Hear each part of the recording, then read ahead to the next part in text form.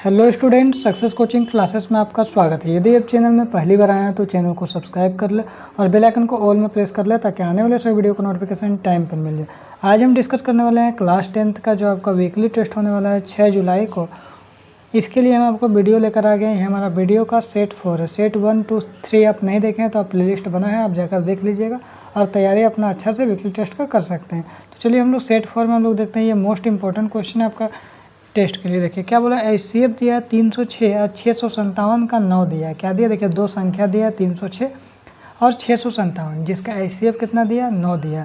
यही दो संख्या है, उसका LCM निकालना। तो इसके लिए एक मास्टर फार्मूला होता है, तो याद रख लीजिएगा, दो संख्याओं का गुणनफल बराबर HCF इंटू LCM, ये याद रख लीजिएगा। उसका सवाल देखिए, दो संख्याओं का गुणनफल, संख्या कहाँ है सर जी, तो देखिए ये दोनों संख्या मिल गया सर, तो संख्या उतार दिए। ये दोनों का HCF दिया 9, तो HCF की जगह 9 लिख दिए, और LCM नहीं दिया तो LCM को रख दिए। ठीक है, अब ये दोनों संख्या को उतार दिए यहाँ पर।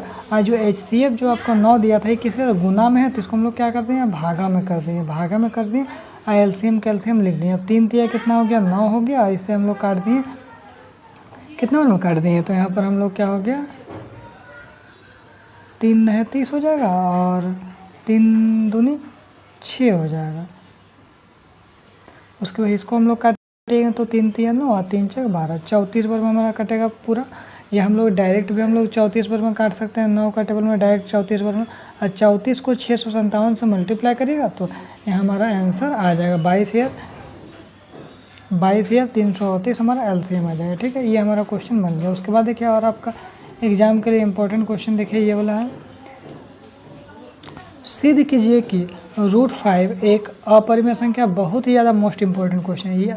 या तो आपका √5 आ सकता है, या तो √2 आ सकता है, या तो √3, या तो √7।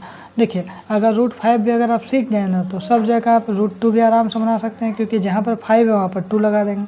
√3 और 5 आराम से बना सकते हैं। चलिए हम लोग देखते हैं। सबसे पहले बोला सिद्ध कीजिए कि √5 एक अपरिमेय संख्या।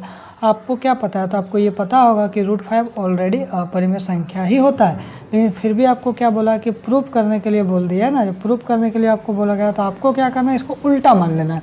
तो माना कि √5 को क्या मान लेंगे, परिमेय संख्या मान लेंगे। जब भी आपको सिद्ध करने के लिए बोलेगा ना, जो अपरिमेय संख्या, ये अपरिमेय संख्या है लेकिन फिर भी बोल रहा है इसको सिद्ध कीजिए, तो आप क्या मानिएगा, इसको उल्टा मान लीजिएगा। माना कि √5 एक परिमेय संख्या मान लीजिएगा, और जैसे परिमेय संख्या मान लीजिएगा तो परिमेय संख्या क्या होता है, P/Q का फॉर्म में होता है। चलिए कर दिए। जहाँ P और Q क्या होना चाहिए, सअभाज्य संख्या होना चाहिए, सअभाज्य संख्या। अब बोलिएगा सर सअभाज्य संख्या क्या होता है ना, तो याद रखिएगा P और जो Q है ना बाबू, उसका HCF क्या आना चाहिए, 1 आना चाहिए। क्या आना चाहिए, 1 आना चाहिए, तभी उसको हम लोग क्या बोलेंगे, सअभाज्य संख्या बोलेंगे। मतलब P और Q सिर्फ 1 से ही कटना चाहिए। चलिए, तो समझ में आ गया। तो यहाँ हम लोग लिख दिए भैया √5 को, √5 क्या बोले, परिमेय संख्या है, तो इसलिए P/Q लिख दिए, क्योंकि परिमेय संख्या क्या होता है, P/Q के रूप में होता है। जहाँ P और Q क्या होता है, आपका सअभाज्य होना चाहिए, और Q कभी भी 0 नहीं होना चाहिए। क्लियर है। अब उसके बाद देखिए, इसको हम लोग इसका नीचे 1 हम लोग कर दिए, और क्रॉस मल्टीप्लिकेशन करेंगे तो क्या होगा, P बराबर √5Q हो जाएगा। ठीक है, अब देखिए रूट हटाने के लिए क्या करेंगे, दोनों तरफ वर्ग कर दीजिए, इसका भी वर्ग कर दीजिए, इसका भी वर्ग कर दीजिए।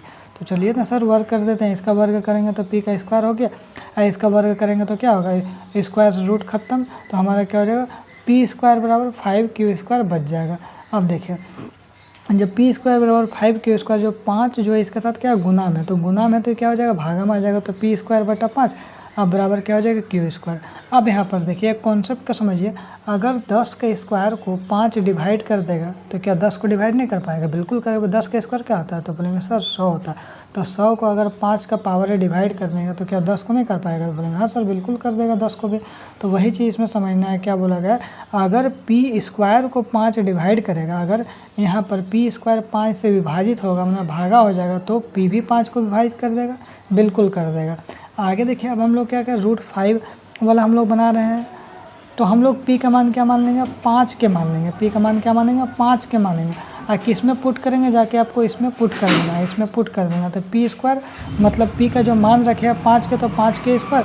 अब 5Q² को इसको 6 मत करिएगा, क्योंकि यहाँ पर P का मान आपको रखने बोला, तो 5Q² यहाँ पर रख दें। उसके बाद क्या किया, 5K² 25 हो गया, 25K², और यहाँ 5Q² को 5K², ये 5 क्या गुना में है, तो इसको हम लोग क्या किए, भागा में कर दिए। तो यहाँ पर 5 × 5 = 25, 5K² बराबर क्या हो गया, Q²। 5K² बराबर क्या हो गया, हमारा Q²। ठीक है, तो हमारा देखिए 5 को इसमें भी गुना में तो भागा में किए, तो Q²/5। फिर वही फंडा होता है, अगर Q² 5 से भागा हो जाएगा तो क्या क्यू नहीं होगा 5 से भागा? बिल्कुल होगा। तो लिख दिए हैं क्यू स्क्वायर 5 से विभाजित होगा तो क्यू भी 5 से विभाजित होगा, लिख दिए। उसके बाद आप यहाँ गौर कर रहे होंगे तो पी का केस में भी 5 से ही भागा हो रहा है, क्यू का केस में भी 5 से ही भागा हो रहा है। मतलब पी और क्यू का जो अभाज्य संख्या एक जो है हम लोग को नहीं आई, तो 5 से कट रहा है ना, 1 से कटना चाहिए। तो यहाँ पर हम लोग लिख दिए बाबू, हम लोग लिख दिए चूँकि पी और क्यू जो दोनों 5 से विभाजित है, अब पी और क्यू का HCF नॉट इक्वल टू 1, मैंने एक जो नहीं आया है, मतलब पी और क्यू क्या है, अभाज्य संख्या नहीं है। तो ऐसा क्यों नहीं हुआ, उसके पीछे कारण हम आपको बताते हैं। कारण यहाँ पर यही है क्योंकि हम लोग देखिए √5 क्या एक अपरिमेय संख्या है, लेकिन हम लोग इसको क्या मान लिए, हम लोग उल्टा मान लिए, परिमेय संख्या मान लिए, तो आंसर भी तो उल्टे ना आएगा। तो देखिए यहाँ पर हम लोग आ गया, उसको हम लोग लिख देना है जो HCF पी और क्यू के 5 आया, इसलिए हमारी कल्पना गलत हो रहा है। इससे यह सिद्ध होता है कि √5 एक अपरिमेय संख्या है। तो इतना आप याद कर लीजिएगा, उसके बाद आगे इस टाइप का क्वेश्चन बना लीजिएगा। अब देखिए एक क्वेश्चन और हम आपको बताते हैं, ये छोटा वाला क्वेश्चन है, लॉलीपॉप क्वेश्चन है, बच्चा वाला है। सिद्ध कीजिए कि 3 + 2 √5 एक अपरिमेय संख्या। जहाँ आपको ऐसा सिद्ध करने के लिए बोलेगा, ये खुद तो अपरिमेय संख्या, फिर भी इसको सिद्ध करना है तो इसको क्या मानेंगे, परिमेय मान लेंगे। तो माना कि 3 + 2 √5 एक परिमेय संख्या, और आपको पता है जब परिमेय संख्या है तो p/q के फॉर्म में होता है, तो भैया p/q के फॉर्म में डाल दिए। अब p और q क्या होना चाहिए भैया, पूर्णांक होना चाहिए, q कभी भी जुड़ नहीं होना चाहिए, तो आपको पता ही है। अब देखिए इसमें आपको क्या करना है बाबू, तो ये 3 जो यहाँ पर आपको दिख रहा है ना, इसको क्या माइनस में ले जाइएगा, तो 2 √5 अब p/q लिख दिए, और जो +3 में जो है इसको -3 में कर दिए, इसका नीचे हम लोग क्या किए, 1 कर दिए। अब यहाँ पर हम लोग क्या करेंगे बाबू, अब हम लोग एलसीएम ले लिए, तो q और 1 का एलसीएम लेंगे तो q हो जाएगा, q के टेबल में q, एक बार में 1 को p से करेंगे तो p, और 1 के टेबल में q, q बार में q को 3 से गुना करेंगे तो 3q, और √5 2 √5 का 2 √5 यहाँ पर रहने दिए, ठीक है। अब यहाँ पर हम लोग देख रहे हैं ये 2 जो गुणाम है तो इसको हम लोग क्या किए, भागाम कर दें, तो p - 3q बटा q था, तो 2 को हम लोग यहाँ पर एडजस्ट कर दिए गुना से भागम, तो हमारा क्या हो गया, p/q का फॉर्म में हो गया, p/q के फॉर्म में हो गया। और जब p/q के फॉर्म में अगर कोई चीज़ होता है तो क्या होता है, परिमेय संख्या होता है, तो यहाँ लिख दिए। अब इसके कारण ये बराबर में, तो ये जब परिमेय संख्या होगा तो जिसके कारण इसको भी परिमेय संख्या बना देगा, तो यहाँ लिख दिए।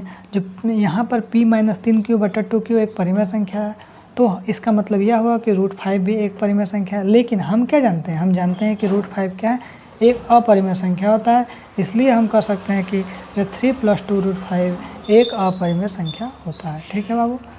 आगे यदि हम लोग देखते हैं, देखिए अब ये वाला क्वेश्चन अगर बोलेगा सिद्ध कीजिए कि 1/√2 अपरिमेय संख्या, तो इसको सॉल्व करने के लिए इसको लॉन्ग नहीं बनाना है, इसको छोटा बनाना है। क्या करना है, वही लिखेंगे, माना कि 1/√2 एक परिमेय संख्या है, तो इसको p/q के रूप में लिख सकते हैं, ठीक है।